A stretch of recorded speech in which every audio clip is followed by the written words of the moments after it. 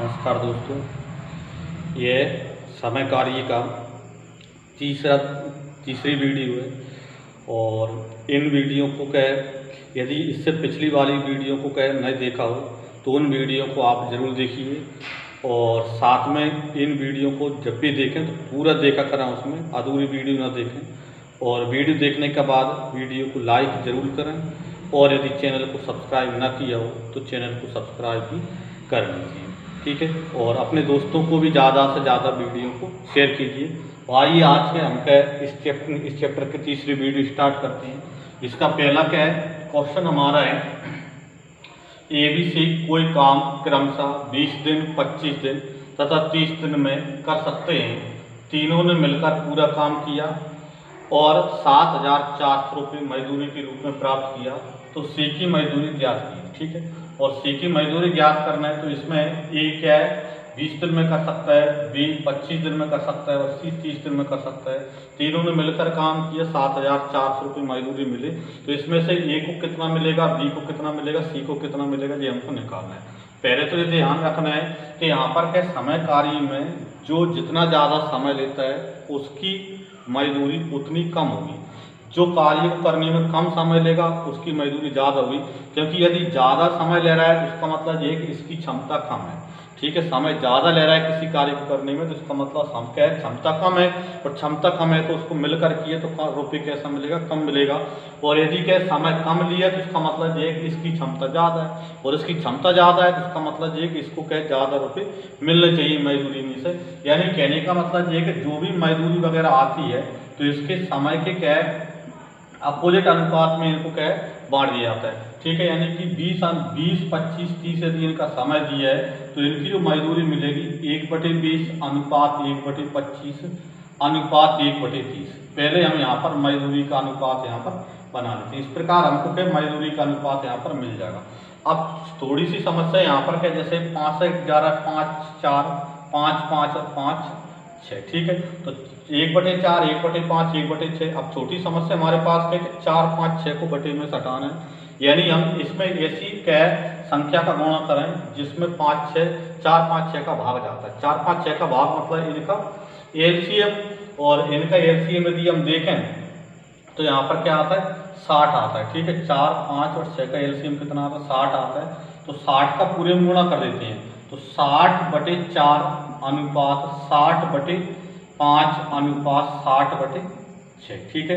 और 60/6 यानी 4 से देंगे तो 15 × 60, 5 से देंगे तो 12, 5, 60 और 6 से देंगे तो कितना, 10, ठीक है।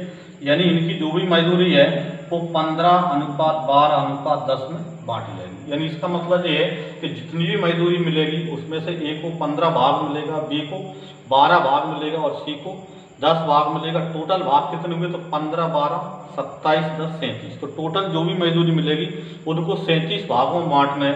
अब उसमें चूंकि दिया कि टोटल मजदूरी कितनी है 7,400, जो कि कुल कितने भागों से बना है, 15, 12, 27 और 10, 37 भागों से बना है। तो 37 जो भाग हैं वो क्या है, 7,400 बनाएंगे तो एक भाग कितने का बनेगा, 37 दूनी 74, मतलब एक भाग 200 का। और एक भाग 200 का है तो यहाँ पर A को 15 भाग मतलब 15 दूनी 30 यानी 3,000 मिलेगा। B को 12 भाग मतलब 12 दूनी 2400 रुपये मिलेगा।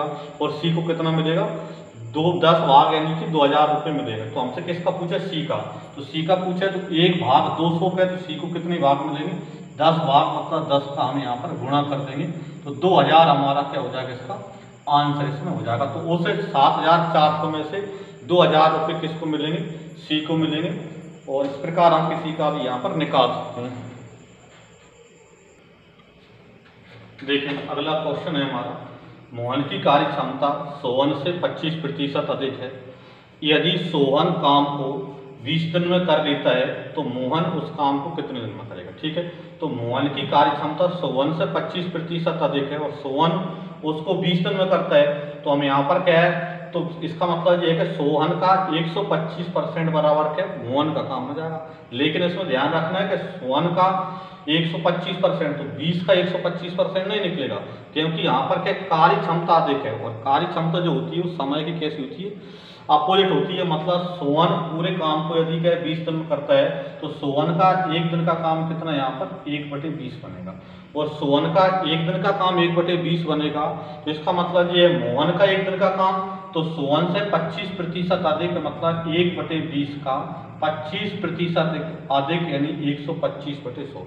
जब भी प्रतिशत अधिक मतलब 100 में प्लस करके गुणा करते हैं, और यदि कमी होती है तो 100 में माइनस करके, तो ये क्या जाएगा यहाँ पर मोहन का एक दिन का काम आ जाएगा, मोहन का एक दिन का काम। ठीक है, मोहन एक दिन में कितना काम करेगा वो यहाँ पर आ जाएगा। ठीक है, तो देखिए यहाँ पर 5 से काटेंगे तो 5 से काटेंगे तो यहाँ पर कितना 5 4 20, 5 से काट कितना 25, और 25 से कम 25, 25 चौको 100, यानी कि यहाँ पर क्या है 1/4 चौको 16, यानी मोहन का एक दिन का काम कितना 1/16। तो मोहन पूरा काम कितने दिन में करेगा, जब एक दिन में 1/16 तो पूरा काम 1/16 का पलट देंगे यानी 16 दिन में। ठीक है, इसलिए मोहन पूरा काम कितने दिन में करेगा, तो 16 दिन में मोहन पूरा काम कर लेगा यहाँ पर। ठीक है, यही हमारा क्या हो जाएगा आंसर हो जाएगा। विशेष क्या है कि जो भी कैलकुलेशन होती है समय कार्य वो इकाई समय पर होता है, मतलब सोवन पूरा काम 20 दिन में करता है तो एक दिन का काम यानी 1/20, तो 1/20 का क्या है 25% अधिक यहाँ पर हम निकालेंगे तो आंसर अपना आ जाएगा। देखें अगला क्वेश्चन है हमारा, ए द्वारा एक दिन में किए गए कार्य बी द्वारा एक दिन में किए गए कार्य का आधा है, बी द्वारा एक दिन में किए गए कार्य सी द्वारा एक दिन में किए गए कार्य का आधा है।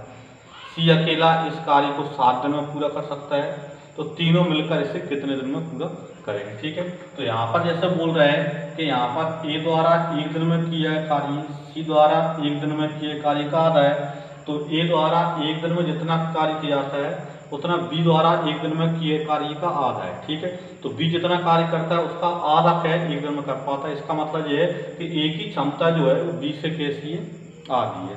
दूसरा इसी प्रकार बी द्वारा एक दिन में किए कार्य सी से आधा है, इसका मतलब बी की जो क्षमता है सी से आधी है।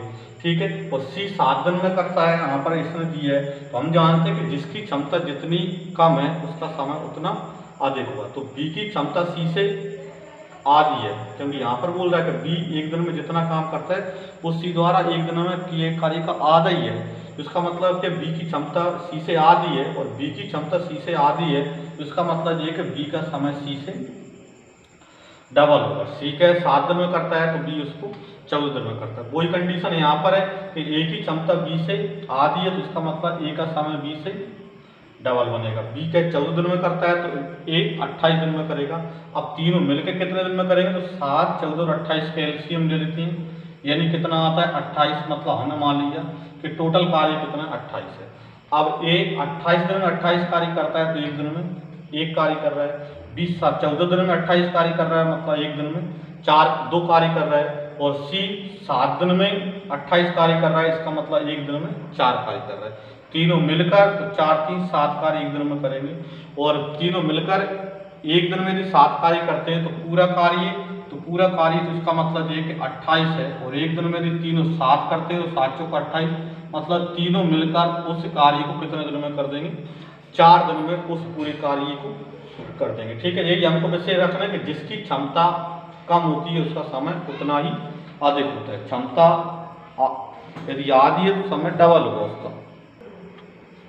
देखें अगला क्वेश्चन है हमारा, ए बी सी किसी कार्य को क्रमशः 10 दिन 12 दिन तथा 15 दिन में कर सकते हैं, मतलब ए 10 दिन में कर सकता है, बी 12 दिन में कर सकता है और सी 15 दिन में कर सकते हैं, किंतु कार्य समाप्ति के 5 दिन पूर्व एक कार्य छोड़कर चला गया। जितने दिन में कार्य हुआ था उससे 5 दिन पहले एक काम छोड़कर चला गया था, ए के छोड़ने के 2 दिन बाद बी काम छोड़कर चला गया। जब ए गया उसके 2 दिन बाद बी चला गया, तो पूरा कार्य कितने दिन में समाप्त हुआ जी हमसे यहाँ पर पूछा है। ठीक है, तो ए उस पूरे कार्य को 10 दिन में कर सकता है, बी उस पूरे कार्य को 12 दिन में कर सकता है, और सी उस पूरे कार्य को 15 दिन में कर सकता है। ठीक है, तो पहले हम 10, 12, 15 का एलसीएम लेते हैं तो कितना आता है 60 आता है, मतलब हमने मान लिया कि टोटल जो कार्य कितना है यहाँ पर 60 है।